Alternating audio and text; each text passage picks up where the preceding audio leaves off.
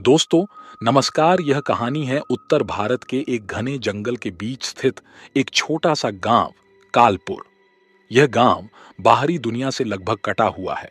यहाँ के लोग शांत और सरल जीवन जीते हैं। लेकिन इस गांव की एक भयानक सच्चाई है। यहाँ हर रात कोई ना कोई व्यक्ति मर जाता है। गांव में एक अजीब सा डर और रहस्य का माहौल है। लोग इसे मृत्यु का श्राप मानते हैं। तो साथियों, इस कहानी को शुरू करूं उससे पहले मैं आपसे कहूंगा कि आप अपने बारे में छोटा सा परिचय जरूर दें कि आप कहां से हैं और आपका नाम क्या है, जिससे मैं आपका नाम अगली कहानी में बोल सकूं। और आप कब से कहानी सुनते आ रहे हैं, जिससे आपसे मेरा जुड़ाव और बेहतर हो सके। और हाँ, आप इस चैनल पर नए हो तो सब्सक्राइब जरूर कर ले। कहानी शुरू होती है एक युवा पत्रकार आर्यन से, जो इस गांव की रहस्यमयी घटनाओं पर रिपोर्ट बनाने के लिए आता है। आर्यन को गांव के बुजुर्ग पंडित चक्रधर से पता चलता है कि यह गांव प्राचीन काल से शापित है।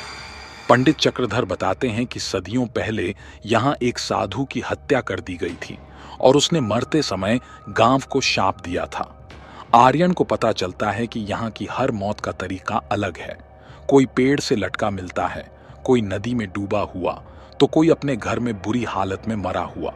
लेकिन हर मौत के बाद मृतक के शरीर पर एक अजीब निशान होता है, एक काले रंग का त्रिशूल।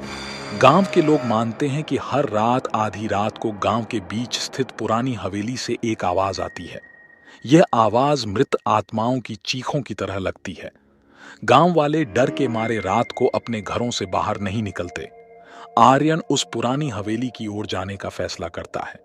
वहां उसे पता चलता है कि हवेली में एक प्राचीन किताब छुपी हुई है। इस किताब में साधु की आत्मा को शांत करने की विधि लिखी है।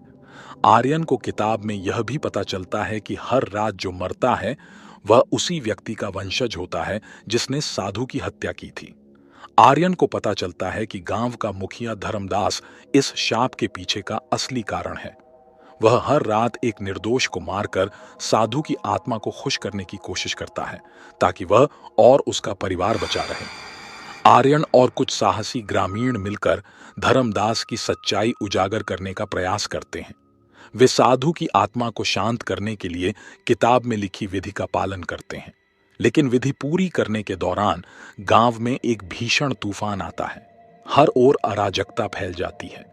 साधु की आत्मा प्रकट होती है और आर्यन से एक आखिरी बलिदान मांगती है। यह बलिदान आर्यन का अपना जीवन है। आर्यन अपने प्राण देकर साधु की आत्मा को शांत कर देता है।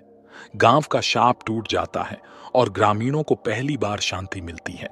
लेकिन आर्यन की यह कहानी हमेशा के लिए लोगों के दिलों में रह जाती है।